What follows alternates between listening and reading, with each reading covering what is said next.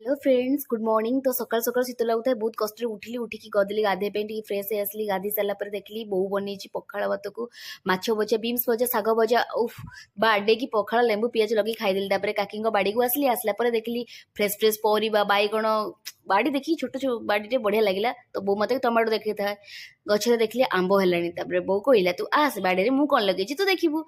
आम बाड़ी को गले देन देखला गछरे फ्रेश परिबा आमर भी से सेम लगा ହେଇଥିଲା କିନ୍ତୁ ବହୁତ ତୋଳିକି ଦଉଥାଏ। କହୁଥିଲେ ବାଡ଼ିରେ ପରିବା ଲଗେଇଛି ତୋ ପାଇଁ, ତୁ ନେଇକି ସବୁ ଖାଇବୁ, ପୋଡ଼ିକି ଖାଇବୁ, ବହୁତ ମିଠା ଲାଗିବ। ଦେନ୍ ଆମେ ପଳେଇ ଆସିଲୁ ବାହାରକୁ। ଟିକେ ବାହାରକୁ ଆସିଲା ପରେ ଦେଖନ୍ତୁ ଏଇ ଲୋକେସନଟା କୋଉ ଜାଗା ହେଇଥାଇପାରେ। ଏନି କେସ୍ ଫ୍ରେଣ୍ଡ ମାନେ କମେଣ୍ଟରେ ଜଣାଇବେ। ମୁଁ ମୋର ଟିକେ ଭିଡ଼ିଓ ଦେଇଗଲି କେମିତି ଦେଖାଯାଉଛି। ଓହ୍ଲେଇଲା ପରେ କି ଖରା, ଏତେ ତାତି ଲାଗୁଛି ଶୀତ ଦିନରୁ। ଏଇ ଜାଗାଟା ଲୋକେସନଟା ଟିକେ ଗେସ୍ କରିବେ ଫ୍ରେଣ୍ଡ ମାନେ।